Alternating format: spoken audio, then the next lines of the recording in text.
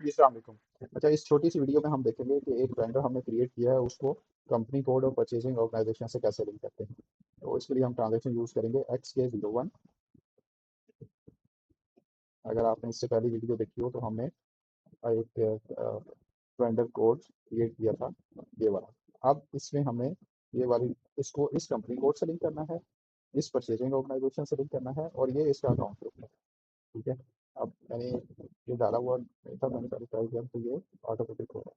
ठीक है। हम अगर ऐसे इंटर करेंगे तो ये नहीं रहेगा कि आप ये डिटेल डालें इसको। तो हम इसको पहले कंपनी कोड डालेंगे, जिस कंपनी कोड से हम लिंक करने जा रहे हैं, जिस परचेजिंग ऑर्गेनाइजेशन से लिंक करना है वो डालेंगे और इस अकाउंट की अकाउंट ग्रुप हम डालेंगे, तो वो हमारा है AH0। मैंने इसको एंटर किया।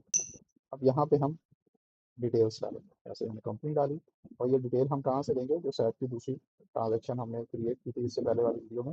हम यहाँ पे इसका एड्रेस कॉपी कर देंगे। एड्रेस कॉपी किया, यहाँ पे हम एड्रेस मेंशन कर देंगे, यहाँ पे रीजन वगैरह सेलेक्ट कर देंगे।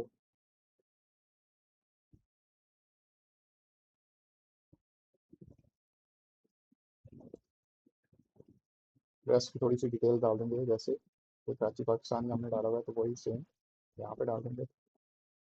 और सर्च टर्म्स हम इसकी जो हमने वहाँ पे एक रखी थी, जैसे कि इम्पोर्ट है तो हम वही सेम यहाँ पे रखेंगे, इम्पोर्ट करके हम एंटर करेंगे। ठीक है।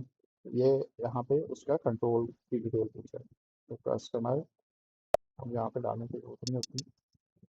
तो अगर कोई हो एज अ कस्टमर तो हम अगर उसको रजिस्टर करना चाह रहे हैं तो हम वो भी कर सकते हैं। दोबारा से एंटर करेंगे, हम नेक्स्ट स्क्रीन पे जाएंगे। ये कुछ डिटेल्स है जो हम ऐड कर सकते हैं। मैंडेटरी हमने नहीं रखी है तो ये मैंडेटरी नहीं है, लेकिन जब हम वेंडर एक्चुअल में क्रिएट कर रहे होते हैं तो हमें ये डिटेल्स डालनी पड़ती है। बेसिकली वेंडर की अकाउंट डिटेल्स हैं, कॉन्टैक्ट डिटेल्स हैं, इस तरह की चीज़ें हैं। कॉन्टैक्ट पर्सन है, यहाँ पे हम वो डिटेल डाल देते हैं।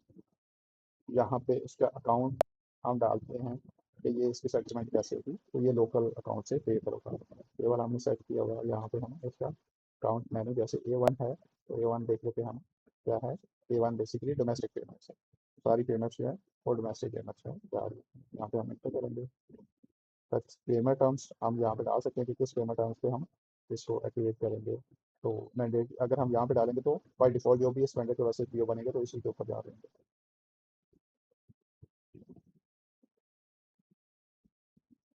यहाँ पे अगर हम टैक्स रखना चाह रहे हैं तो टैक्स कौन से होंगे, तो जैसे हम ठीक है में रखेंगे।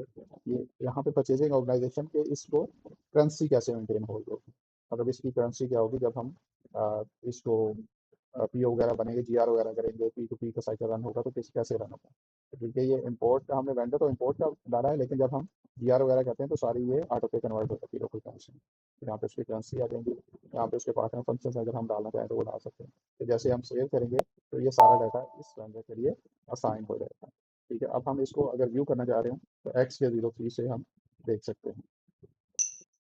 तो अभी देखें ये वाली चीज़, कंपनी कोड और परचेजिंग ऑर्गेनाइजेशन, तो ये सारी चीज़ें हम यहाँ पे सेलेक्ट करके देख सकते हैं कि जो डाटा हमने डाला है वो शो हो रहा है।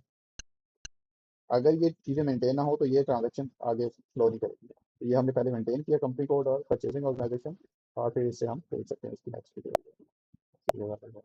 यहाँ पे जो डाटा हमने डाला होगा वो हम चेक कर सकते हैं, और अगर कुछ हम चीज़ें चेंज करना चाह रहे हो तो XK02 से हम इसको चेंज भी कर सकते हैं। ठीक है। Thank you.